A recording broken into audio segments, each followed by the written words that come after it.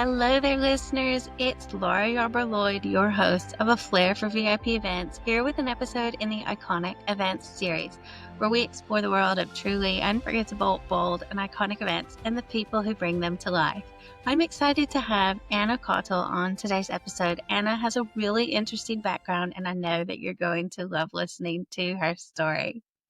After completing an events management diploma in London at the ripe old age of 31, Anna quickly settled on freelancing, where she has been since 2016. Now, even after a decade, she still has her finger in many pies, alternating between producer, stage manager, artist liaison, and graphics manager. She has traveled the globe, working across Europe with her precious European passport, Asia, and Australia. Her mother was a travel journalist, so Anna is very comfortable on the road and with people from different walks of life. Her ever-growing portfolio includes Invictus, the Wimbledon Champions Dinner, Harlequins Rugby, the Rugby World Cup, and most recently, floor managing at the Royal Albert Hall. She has been trusted to take care of high-profile guests such as Louis Theroux, Serena Williams, Rudimental, Ian McKellen, Stephen Graham, and many more. She says the best bit about her job is not knowing what might come next. In this episode, we're diving into an historic women's-only boxing event that coincided with International Women's Day at Royal Albert Hall. And we're talking all things iconic events, live productions, the many roles that Anna has done in her event career, different event career paths you can take, iconic venues, manifestation vision boards, and many more things. So I'm really excited to get Anna on this episode. Welcome to the Iconic Events Series, a special segment of A Flair for VIP Events. I'm Laura Yarber-Lloyd, and in this series, I sit down with event professionals from rising talent to industry leaders who've worked behind the scenes at some of the world's most iconic events, like global sporting events and red carpet premieres. You'll hear firsthand what it's like to work at these events, the career moves that got them there, and the insider lessons you won't find anywhere else. Whether you're just starting out or leveling up your events career, this series will help you step into your iconic events era. Welcome, Anna, to the Iconic Events Series. Really happy to have you here. We've been connected for a while, always talking about really cool events that we work at. And I know that you've just worked at some really cool events, including a really cool venue, which we'll get to in a moment. But first, can you give an introduction of yourself? Sure. Well, thank you, Laura, for having me. I feel very lucky to have been asked to join you. I am based in London, predominantly a producer, stage manager, artist liaison kind of bod, but originally from a tiny little island called the Isle of Man. But my parents were like journalists and teachers, so my kind of tiny world was quite big and quite wide and open from a really early age. But I actually got into events like post 30. I wasn't really sure what I was doing and didn't really know that events were a career. I guess I thought they just happened, like most people. But I was kind of that person that oppressed event management on anything. You know, if the girls wanted to go to the cinema, I'd be like, "Oh, we could do a theme and invitations and costumes, and then and they're like, "Can we just go to the cinema and go home again?" So I finally found my track, and yeah, I've been freelance since about 2016, which is definitely not for everybody, but it is for me. It suits my kind of wish of freedom and also manages my relatively short attention span, actually. I can't do any more than like 3 to 6 months anywhere, and then I'm starting to fade. So freelancing just works so well for me in this industry. Amazing. I would definitely feel you on the, I didn't know that events was a career, and I also didn't start events till I was a little bit older, which is, I think, a good message to put out there to people, because I know that there's a lot of people graduating in an events management program, and it can maybe seem intimidating if you're starting a little bit later. So really glad you brought that. Even obviously when we were at uni, like an event management degree wasn't even a thing. Yeah. So and now that I'm in events, like in some way, sometimes my friends think it's like taking the magic out, because, you know, at Christmas, they'll take me to Winter Wonderland and I'm walking around thinking, how many staff are here? How many generators do they need? It's kind of taken the magic away a little bit, but it's definitely where I should be.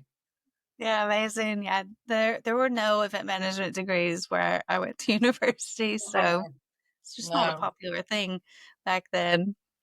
Yeah. Well, what event would you like to talk about today? I know you've worked at a lot of really cool events. Yeah, I mean, I think they're getting more and more exciting as I go on and my confidence builds. But I think the one that I probably want to talk about today, and one of my most recents actually, was the female boxing card for International Women's Day that was on at the iconic Albert Hall. Oh my goodness. And I'm not sure whether I manifested this job or it just coincidentally ended up in my lap, but I was at the Albert Hall in December seeing a show called Live Letters, which some people may know about, which is where unrevealed celebrities come onto stage and read really fascinating letters from history. Um, but I was just really distracted by the venue, and I couldn't stop thinking about how I could get a job there and how I wanted to be on that particular stage or queuing people from that particular wing. And so I got home and I mustered all of my experience together in an email to the venue. And, it was a real human to human email of like, please just throw me a bone. I really want to do this. And obviously, sometimes those emails kind of disappear. And, maybe kind of 2 or 3 weeks later, I got a slightly generic email back, just keep your eye on our website for jobs. My kind of heart dropped a little bit. And I thought, oh, I'm back to square one. And then about a week later, a friend, Tom, got in touch and said, we've got a couple of boxing cards. I'm starting to speak boxing now. It's a whole new language, which I was learning. And he said, we've got a male boxing card at Wembley Arena and we've got a female boxing card at the Albert Hall. And I was like, oh my God, it's only February and I've already manifested and achieved one of my most exciting wishes for the year. So yeah, that's kind of how I got into that and where it started, at least. Amazing. That's such a cool venue. I've actually had my eye on that for about a year. And I know that there's some other events that happen there, like the Fashion Awards are in December. And I've Mm. always thought I'd really like to work at that, mostly because of the Albert Hall. And then I saw a couple others recently. Can't remember what they were, but it was like the Teenage Cancer Trust or something like that. Mm. And so I love these events that happen in these really iconic venues. If I ever do And a I personal brand photo shoot, I want it to be there. I think I mean, it sounds kind of obvious, but it just kind of reiterated to me that actually there isn't always just one way of doing something. I went directly to the venue and that didn't work. But then I ended up going in with an agency who were just using the venue for their event. So I was kind of reassured that actually when you want to do something, there's sometimes more than one way to get there. No, there's so Um, many ways to get there. Yeah, I love that you just reached out to the venue as well. Um, you never know. There could be freelance part-time opportunities with the venue. 100%. You'd never know who's going to read it. You never know when it's going to land. They may have had a conversation that morning where their stage manager went off on maternity leave. There's all sorts of Yeah. possibilities. So I'm a real believer in kind of cold calling and cold emailing. And obviously, as a freelancer as well, you're not often going after a particular job. You're often just saying, this is me.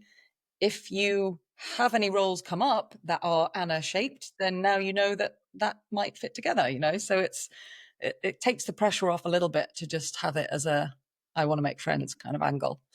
Yeah. But yeah, my role on that one was a floor manager. And what's really interesting is that event is predominantly hosted by Sky and Boxer, the promoters. And there's kind of two experiences. You've got the experience being given to the people who are watching at home on their sofas, and you've got the people in the venue who are also having a different experience as well. So it was quite interesting that, if you've got somebody who says, hey, Albert Hall, shout if you want blah, blah to win. That message doesn't go out to the people on their sofa because the people on their sofa are like, why would I shout? You can't hear me.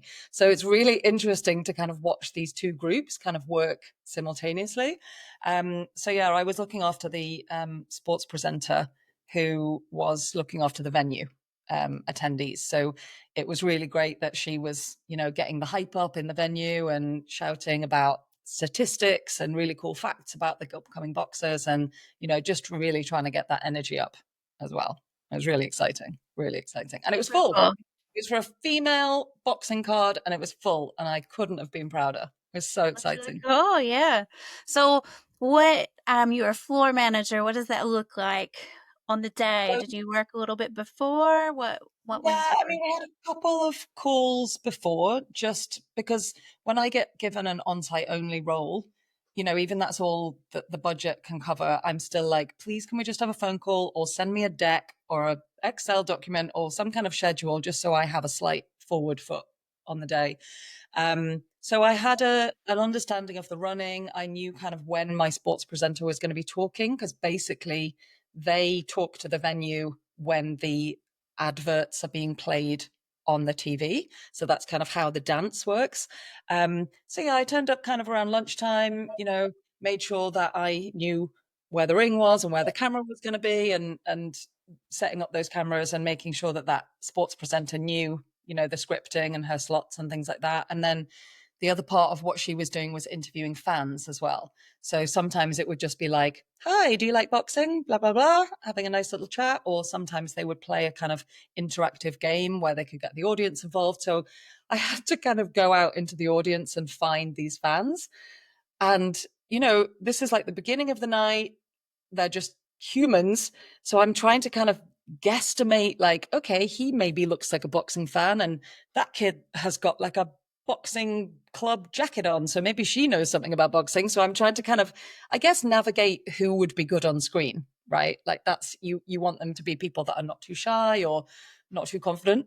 Because sometimes, you can't get people off camera. But that was quite an exciting job to go out and find those fans.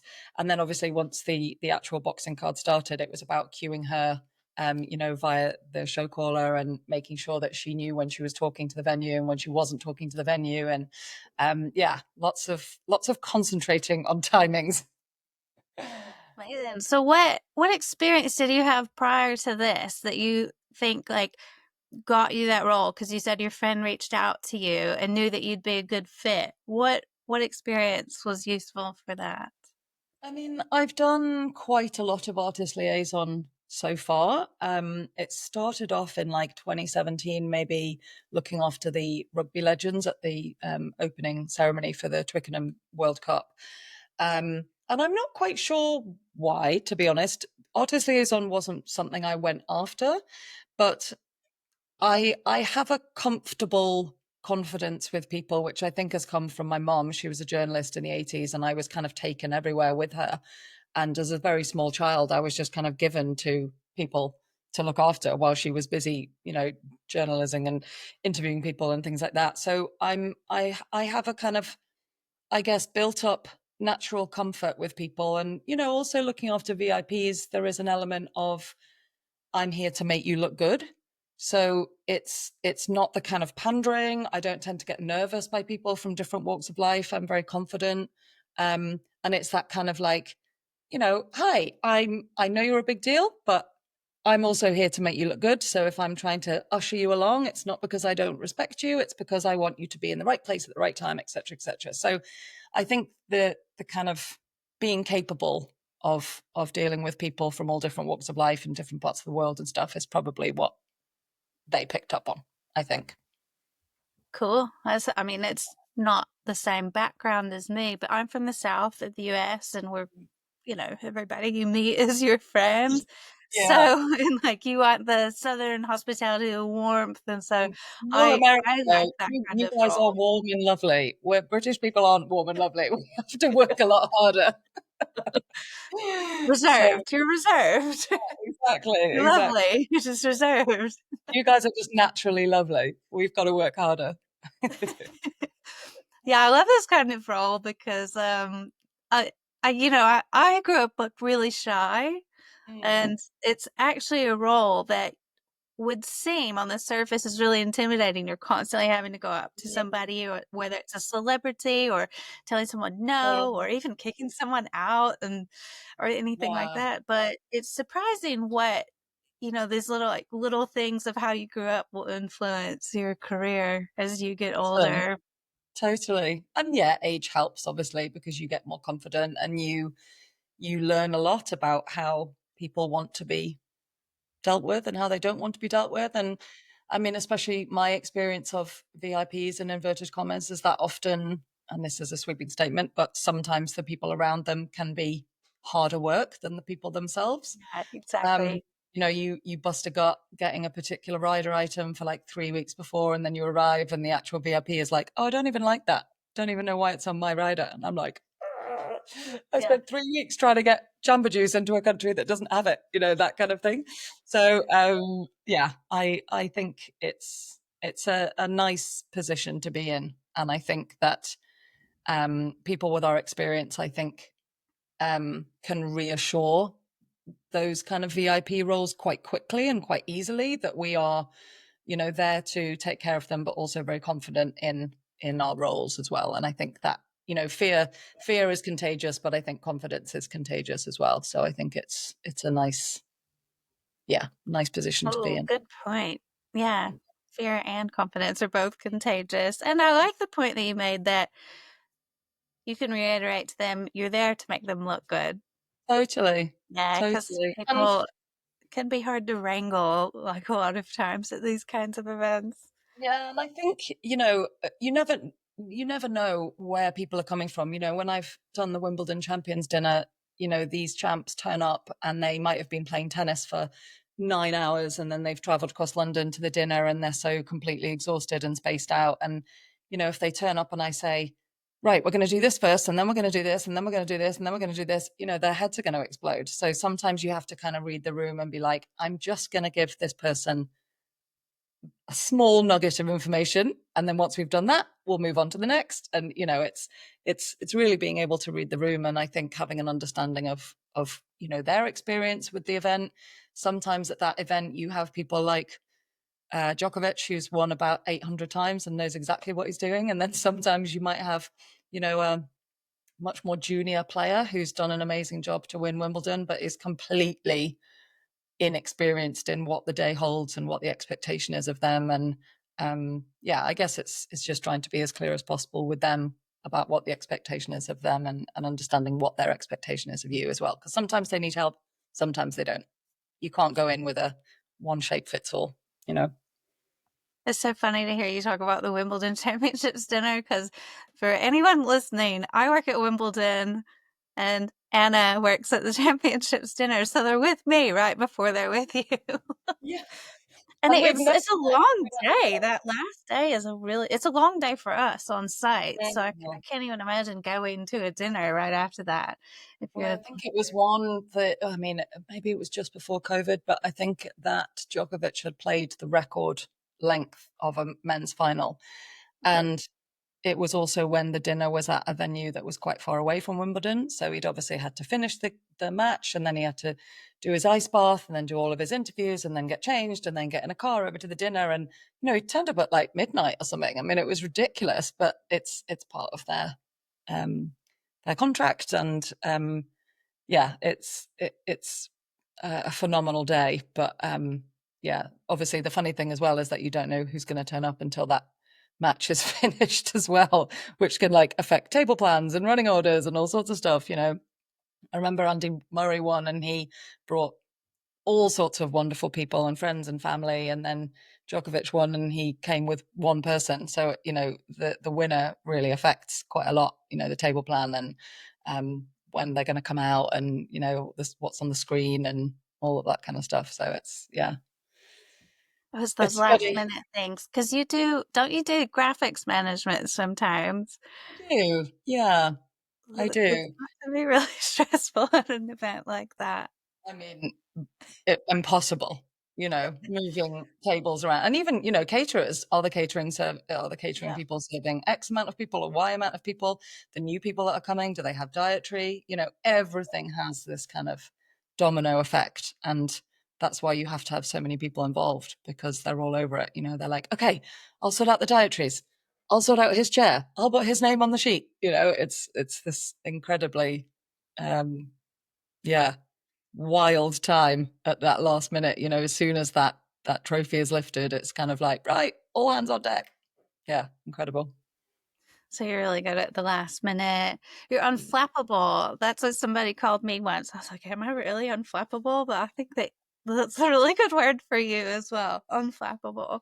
I mean, we're all flapping underneath. That's the beauty of our event.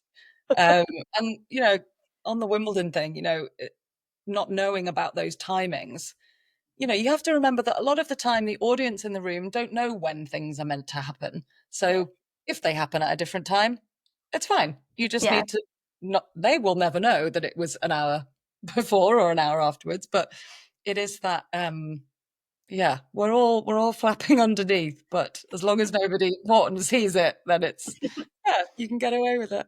Yeah. So what do you think are the biggest skills that you've learned? You can start with the one that you just did, the boxing at Royal Albert Hall. Mm. What skills did you use? What did you learn? Is there anything that you hadn't experienced before that you experienced at the recent boxing event? I know it was your first time doing boxing, I think. I I've mean, never, yeah, I wouldn't I learned even. about, boxing. I mean, I wasn't even speaking. I was like, so after the game, they were like, it's not a game, it's a fight. And I was like, well, what does the word card mean? And they were like, that's for the hot. So I very quickly had to learn that. I mean, I think the main one from the boxing is definitely this factor that sometimes you have multiple audiences and really trying to keep the want of giving all of those different audiences the best possible experience. Going through COVID, we had events where we had some people in the room and some people dialing in virtually. And obviously there's only so much you can do, but I think it's really important to try and do as much as you can to give people that VIP service and treatment, I think. And with the Albert Hall one, I think, the classic fridge magnet quote, you don't ask, you don't get, that job didn't come to me in the way that I expected. It came completely out of the blue. And I think it's a numbers game. You ask that person and then you ask another person and then you ask another person. And, if you think about it as a kind of snooker ball in the middle of the table and you're trying to hit as many balls in different directions, one of those is gonna pay off 100%. And you give so much good advice about that, in your podcasts and your articles, just about, don't be afraid of cold calling. Don't be afraid of, just sending an email and being like, this is who I am and this is why I want to be a part of it. And this is why I'm going to be passionate and why I'm going to be an asset to you. And it's cliche, but it's true. It's true. Yeah. I think that's one of the first things that you ever said to me was if you don't ask, you don't get. Yeah. I Was, mean, over a year ago at yeah, least. I mean, you look back at my life and there's all sorts of sliding door opportunities. I mean, I went to university in the States for a year and it was an intern, it was a scholarship, sorry. And we had to, I had to compete against other people and I came second. And they kind of said, well, you've come second, so well done, but you're not going, kind of thing. And I picked up the phone and I said, well, if I, you know, pay a bit of money towards it, can I go as well? And they called back and said, oh, we've actually got enough money in the pot. We'll send both of you. And that changed my life. Yeah, I went to the States Yeah. for a year. I then went on to Sweden for 7 years. I then went to London. Like all of these tiny little points in your life, you're never going to regret asking, but God, you'll regret not asking. My Yeah. God, you know. For sure. Oh, I just learned something new about you that you lived in Sweden for 7 years. Yeah, that was weird. I mean, I look back and I'm like, why did I live in Sweden for 7 years? But it was a great time. But again, all of these things that you collect around the world. I know you've lived in different countries as well. Even if you don't know what people's cultural sensitivities are and all that kind of thing, knowing that there will be some is also something that can help you in any kind of artist liaison or stage management role where you meet people at that kind of last minute, if they're nervous, having all sorts of awarenesses of people and where they've come from, even just what they've done in their day so far, are they going to be tired? They might not want to chat. They've just flown in from blah, blah. I've been there, all this kind of little research tips, I think make a big difference to their experience with you. Yeah, definitely. I love learning like new things about people on these actual podcast recordings. It's so fun. Where did you go to university for a I year? went to Idaho. Oh my gosh, I've never even been there. Most people have not been there. And even at JFK, they were like, why are you going to Idaho? It was not by choice. It was very nice. And Idahoans are very nice people. But yes, I was on a scholarship, and it was a phenomenal experience. And again, just an opportunity for learning and living with people who have very different lives to you. And um, yeah, phenomenal. Super cool. So did you ever go to the South? I You have a went down chance? to Mississippi. Okay, close to my Um, home. yeah, so No, it was just right? it was about 6 months after Katrina, and we went down to Waveland in Mississippi to do some Hurricane Katrina clear up Okay. stuff, which was kind of amazing. Yeah. Um, but it's a big old place. There's lots of I Yeah. got to New York. I never got to California. I never, yeah, it's on the bucket list to go back and Maybe you'll be stage managing or artist liaising. I was liaison. I know. Never, artist liaising yeah. in New York or LA. And you seem really suited to it. I think the shows you're Mm. quite good at. Is that right? Anything with like a show? Yeah, I mean, I think, as many of us do, there is a lot of, corporate stuff out Mhm. there, and a lot of corporate stuff. The white men in tech events, there are a lot of them, and that's great. But I don't, the more you do of any type of event, the more you tend to get more of that work. And, my original degree is in theatre. I need creativity and color. So I'm trying to now, be slightly more selective. I've got 10 years under my belt as a freelancer. My confidence is at a level where I can be a bit more specific about what I want to ask for. And, even if I'm still working on a corporate content event, I can still try and say, could I be involved more in, the closing party or something that, will have that slightly more three-dimensional color and creativity element, I guess. Because yeah, I've done a lot of PowerPoint and a lot of Expo and a lot of, Yeah. and that's great. And it's really, really great. But there needs to be a little bit more variety this year. Coming back to the attention span point. Yeah. No, I totally get you. I've actually got a short attention span. I think that the corporate type events are a really good starting point for people because I started out doing corporate events. Same. And, Same. now I'm at some of the biggest events in the world and Hmm. some of the big name recognition ones. What do you think, if you could kind of choose your career path from now on, now that you got 10 years under your belt Yeah. of freelance and you've worked at iconic events with really famous people at iconic venues, where would you ideally like to go next? Um, it's funny. I mean, it's. I think if I was in a full-time job, I would probably want to climb. But I think, I'm quite comfortable at the moment with my kind of level of responsibility. I have a good balance of um, private time and freelance time as well. As a freelancer, you don't have to work all the time to pay the rent because of the way that you can, stagger your working patterns. But I think, it's really following your advice about, marking those events like, okay, I want to work on the Brits next year. So let's research the hell out of the Brits. Who is involved? What venue do they use? Which agency has done it before? It's for me, it's now, having the time to research those iconic events. You have to pay the rent. So you spend some of your time, maybe 50, 75% working and bringing in the money, but then, really utilizing your spare time to kind of manifest and work out how you're going to get closer. And this manifest idea is, I think I've always thought that manifesting is just kind of sitting on your couch and being like, I want to work at the Brits, and that's it. Whereas, I've now kind of understood more about it is like, okay, I want to work at the Brits. So now all the decisions I make are going to be slightly more directed towards that role or that venue or that agency. So I'm almost kind of starting, and I know this is something you talk about as well, is almost looking at the calendar year and being like, that month is blah blah month, fashion week month.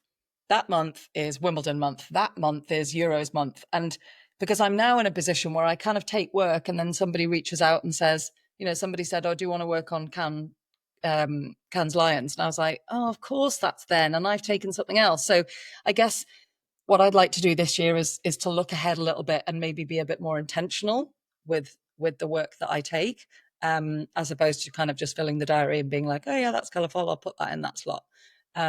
Because if there are events that you want to get to, you do have to focus on them. I think they're not. I mean, they might just come to you. That would be lovely, but they probably won't. And you probably have to be a bit more conscious about targeting where you want to go.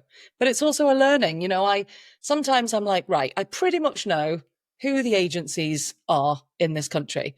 And then someone will go, oh, I've just finished a job with blah, blah. I'm like, who the hell are they? I've never heard of them. So I've got this Excel, which has now got like over 100 lines on it, ranging from like individual people up to mega agencies and every layer in between.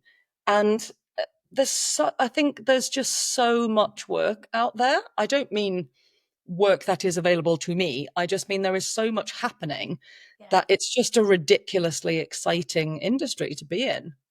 And there's definitely been jobs where I've had, I had one role where I was doing like graphic management, and that was fine. And I only had maybe 2 or 3 weeks pre, and I kind of cracked on with it. And then I was on a call with somebody and I overheard that the event, which was relatively, it's an internal B2B, well, let's just talk about what we're going to sell this year kind of event. And then somebody said, oh, and then we've got the fireside chat with Louis Theroux. And my ears were like, who? They were like, oh, yeah, Louis Theroux. So I was like, right. So I kind of took my boss aside and I said, I don't know if you have an artist liaison person allocated, but I'd really like to put myself forward for that. She was like, yeah, I'm not sure, maybe the client will do it, but, I'll keep it in mind. And then we were on a call with the client about 3 days later, and she just said, and Anna will be supporting you with Louis Theroux. And I was like, yeah, that's fine. Like cool as a cucumber. And then as soon as I closed my laptop, I was like, the exciting part is that you don't know what's coming next. I mean, that Yeah. some of my friends will say, like, are you not nervous that you don't know what's coming next? I'm like, that's the best bit. That is the best bit. I could be working in who knows where tomorrow. For me, that's the most exciting bit, is I don't know what's going to happen next. Could be anything. Could be something rubbish, but it also could be something amazing. For sure. And thinking about the calendar, I started to approach my year like that and like what events are happening in each month. And a lot of the events that I want to work at are all at the same time. Yeah, Because of the classic British event summer, calendar. Yeah. And I, there's been a couple things that I have not like gone through, they've fallen through, and I'm like, you know what, it's fine because I think that if something falls through, there's going to be something better. And Right. yeah, it can make you a bit nervous. Oh, I don't really know what I'm going to be doing. I was really like Yeah, depending on that. But honestly, something always comes yeah, through. Just like yeah. you manifested working at the Royal Albert Hall. I mean, I've got my little vision board here, which Hmm. I've never really done before, but I did it this year. Beautiful. And I've See, I got do things mine on there like, mine's digitally, and it's my backdrop of my laptop, so I just see it every day yeah, when I open the laptop. well, Beautiful. I've got two. I've got kind of my lifetime one, and then this is this year. And I put Paris on there. I've been to Paris before, but I was like, I just need to go to Paris and just be really intentional about it, and just soak it all in. And I made it happen within a couple of weeks. Well, so what else do I have on here? I really want to work in um, Fashion Week. I'd love to work in Fashion Week. And so all my decisions this year are kind of Yeah. like setting me up for Fashion Week film, like any like red carpet Mm. type thing. And I think that you can manifest this stuff. Yeah, I think so. And I think, just coming back to your point about if something falls through, I mean, I had one job that was offered, and very quickly I kind of found out that the client had quite a lot of kind of legal cases hanging over their head, and it was to do with stuff that I fundamentally do not believe in. So that was quite easy for me to be like, they're obviously going through some internal struggles, diplomatic way of putting it. I don't thank you, but no thank you. And obviously, then for like a day, I was like, oh my God, I'll never work again. Nobody's going to offer me any jobs. It was the first time I'd ever turned down a role. Um, and then actually, the person that had brought me on in the first place was also a freelancer. So I was trying to kind of, who had obviously taken the client. So I didn't want to offend them. But it worked out in the end that something else fell into the gap, and that freelancer also offered me work in the future. So that kind of confidence does come with time.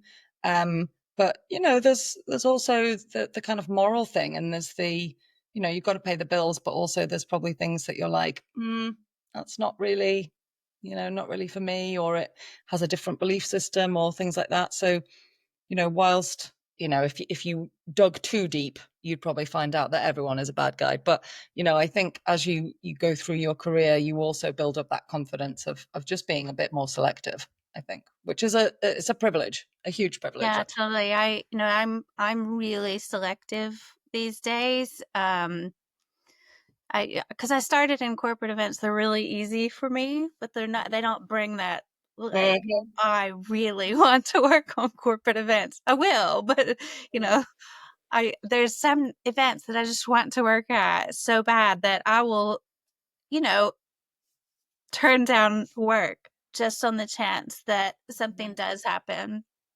And that does come with experience. And yeah, I think that every decision you make being very intentional. It's like, well, if I'm not working on that event that I got offered, what does that spare time look like now? Yes. And, being really intentional about it. Yeah, I mean, in January, I was on a huge job last year that went from like July until November, and I basically had my head underneath the sand for that entire time. So when I kind of came up in December, I was like, oh, I've kind of forgotten to plan my next job. So January, I didn't have any work at all, but actually, it was a huge opportunity to be like, right, what agencies do I want to talk to? I did a lot of work on my CV and my website. And even though I wasn't being paid for it, it felt like really valuable time to kind of just be like, I'm going to reach out and make lots of contacts and tidy things up and tighten everything. And it was sometimes those can be a bit of a blessing, actually, because also if you're working too hard, everything is slightly behind and slightly out of date, and people are reaching out to you and you can't get back to them, or something has slipped. And yeah, having those moments to kind of, because you are a brand. As a freelancer, you are a brand. um so yeah, you want to be showing your best self at all times. Definitely. And I love that you have a spreadsheet with over 100 lines because I do as well. And Yeah. it's got, and I intentionally go in and update that maybe once every 2 weeks, once a Yeah. month. And because there's so many ways to work at events. Like you said, there's freelancers who could potentially help you get your foot in the door of the event. There's agencies from small to big. There's the Mm. organizers and the hosts themselves. I think like if they like FIFA, for example, has the naming rights to obviously the World Cup. So, they hire their own team, the International Olympic Committee, same thing. So there's so many different layers. Yeah. And, you've even brought in the added layer of venues. Yeah. There may be an opportunity of venues. So Yeah. I think it's really important that you work on this. It's like we say work on the business, not in the business. And but I think we Yeah. can say that about career too. Work on your career, not just in your career. And 100% it's really important. agree, completely agree. So this has been such a good conversation. Let's let's kind of wrap it up with what advice would you give to people who want to work at some of the iconic events that you've worked on, or even in iconic locations like the Royal Albert Hall? What would you say is your top advice? I mean, if there's somebody who is literally trying to get into the business right at the beginning, the best experience that I had was that the 1 year event diploma that I did had a 3 month internship at the end of the course. And I think so many educational courses are just theory, theory, theory, and then they just spit you out and they're like, good luck. Whereas this course put me in the industry straight in. And I had to spend 3 months, writing a diary. And then I ended up working at that agency for 2.5 years after that. So if you're trying to get in, I think any kind of educational opportunity that puts you in, or at least has lecturers or teachers who know about the industry or work in the industry. I think if you're already in it, I mean, there is no hard and fast rule, which is not what people want to hear. Every iconic event that I've worked on, I've come at it in a completely different place. Somebody has said, "Oh, somebody's dropped out. I know you've done this kind of thing. Can you do it?" Another one, I've gone to the venue. Another one, I've gone via an agency. There is no blue pill, as they say. There's no kind of perfect answer. But I think, the multiple angled attack is the best way. You have nothing to lose. You're not going to reach out to somebody and they're not going to read your CV and go, "Oh, you're not right for this job and we hate you and we're never going to talk to you again." It's really just about the timing of these landings of your reaching out. You might reach out on a good day, you might reach out on a bad day, but over time things will begin to land. And as you know, you've only got to get one in, and then you go to that event, you make friends, somebody says, "Oh, I'm actually doing this in a few weeks," and you're like, "Go on." And it's just that first domino which will then just take off. So I think, the multi-pronged attack sounds kind of quite violent, but it's a busy industry. There's lots of opportunities and there's lots of events happening, but there's also a lot of people who want to do these jobs. There's a lot of competition as well. So, you have to be relatively assertive, I think. I think Yeah. if you're too relaxed, you know, somebody else is going to come past you and be like, "I've got a plan," Yeah, So, definitely. yeah. Really good advice. Speaking my language of the Yeah. multiple ways in. I love, talking about that because a lot of people, I think, would assume it's just through an agency, and it's not the case. No, So can be a amazing. myriad of choices. Yeah. Amazing. So before we wrap up, where can listeners find you? What are you working on now? Let's go. I think probably my most exciting thing is I've got a Formula One weekend at Silverstone at the end of June, which will be really fun. I have been contracted to work on some kind of area, shall we say, which I know is going to have, entertainment for probably sponsors and VIPs and things like that. So Formula One is not a world I know either. So I feel like I've now learned about boxing. Now I need to go and learn about Formula One, and do lots of nodding and smile and look like I know what I'm talking about. But that is coming up. And yeah, I'm just really trying to manifest things with color and creativity and yeah, that's kind of like you say, what kind of gets my heart singing, I think. um but yeah, Typing in the Night is my website, so typinginthe.night.co.uk. I've even got a tattoo, but the tattoo came first, not the business. And I tend to use that to update on all of my jobs, and I try to kind of be really clear on the role that I had on that particular job, just so people can see, where that experience has come from. And yeah, we'll see. I mean, as I've said, the most exciting part is that I don't know what will come up. So that's the best bit. Yeah, yeah. And really cool about Formula One. I'd love to work at Silverstone, but again, it's all at the same time as It's other so things. But funny. maybe When I'll do the Monaco Grand Prix. why not? I Think mean, I'll just step it up a notch. it's so funny how some people are so passionate about things and some people aren't. And actually, I think in sport, it's probably better that you're not passionate about it, because then you're not like distracted. I mean, I remember when I did the Rugby World Cup in 2017, and I was looking after like 20 rugby legends. All of them were like ex amazing legends from their country, apart from Jack Berger from Namibia, because they haven't played rugby for very long. So their legend actually still plays. Um, and, Martin Johnson or whatever his name is, and all that. And, all my male mates were like, "Oh my God." And I was like, "I don't even know who these people are." And it made me doing my job a lot easier, because I was like, "Hello, Mr. Johnson. It come this way," as opposed to like, you know. Um, Totally, yeah. so yeah, well, just need to keep me away from a netball game, because Oh, that it's your netball is sport. I'm obsessed with netball, so I might not be as cool if I do a So netball funny. game. I didn't know anything about tennis, and I started working in tennis. Now I love tennis. Mm. But I've played golf my whole life, but I don't think that I want to work at a golf event. I started to go down that path because I said it's really similar to tennis, Yeah. same vibes. And I kind of backed away because I said, "Do I really want to do this?" If someone offered it to me, I would, but Totally. no. But again, it's just that slight kind of, you know, taking the magic away from it. There are certain things that I just still want to. Just want to go and be a fan. Exactly. Exactly. I'm like, I don't want to know about how this works behind the scenes because that's Yeah, just going to pop the bubble, you know. yeah.